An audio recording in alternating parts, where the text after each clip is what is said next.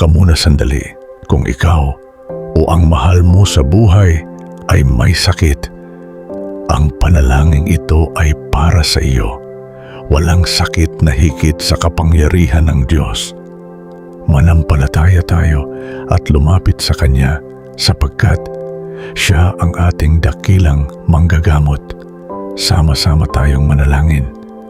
Panalangin sa ngalan ng Ama, ng Anak, at ng Espiritu Santo. Amen.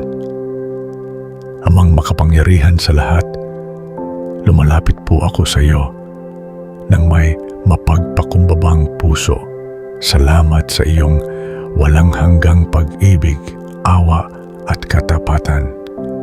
Salamat sa buhay na iyong ipinagkakaloob at sa bawat bagong umaga na nagpapaalala ng iyong kabutihan. Panginoon, Ikaw ang dakilang manggagamot. Walang imposible sa iyo. Ikaw ang lumikha sa aming katawan at alam mo ang bawat bahagi nito. Ngayon ay inilalapit ko sa iyo ang aking kalagayan at ang lahat ng may karamdaman. Hinihiling ko, Ama, na hipuin mo kami ng iyong makapangyarihang kamay.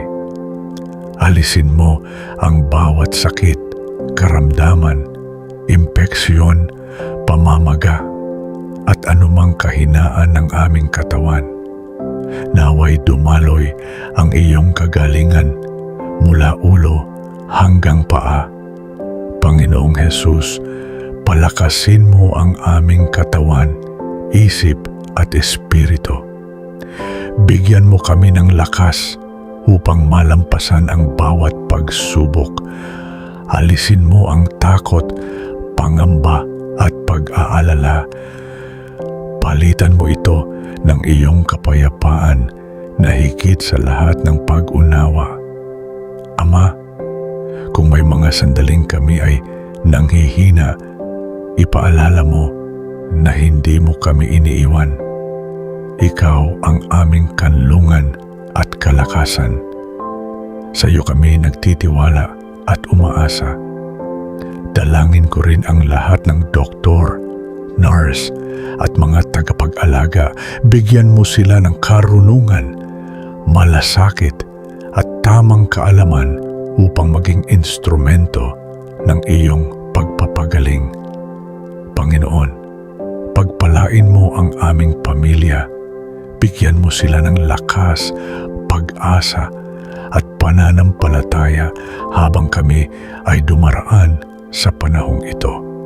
Naway manatili kaming nagkakaisa at magtiwala sa iyong mga pangako.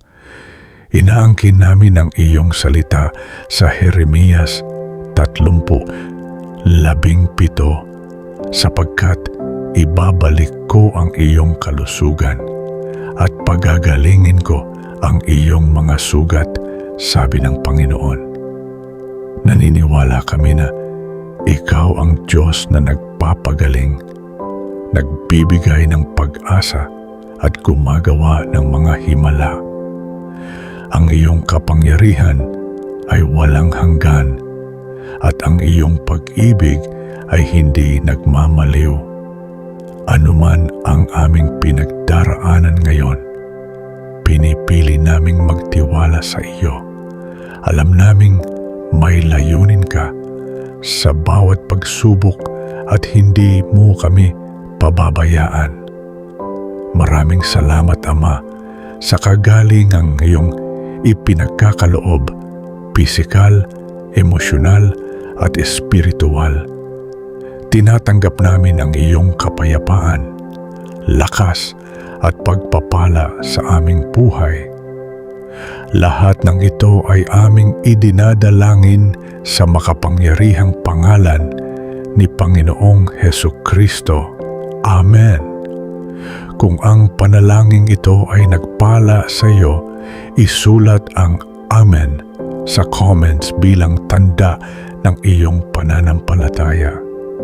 Huwag ding kalimutang i-like ang video, mag-subscribe sa channel, at ibahagi ang panalangin ito sa sinumang nangangailangan ng kagalingan at pag-asa. Pagpalain tayong lahat ng Diyos.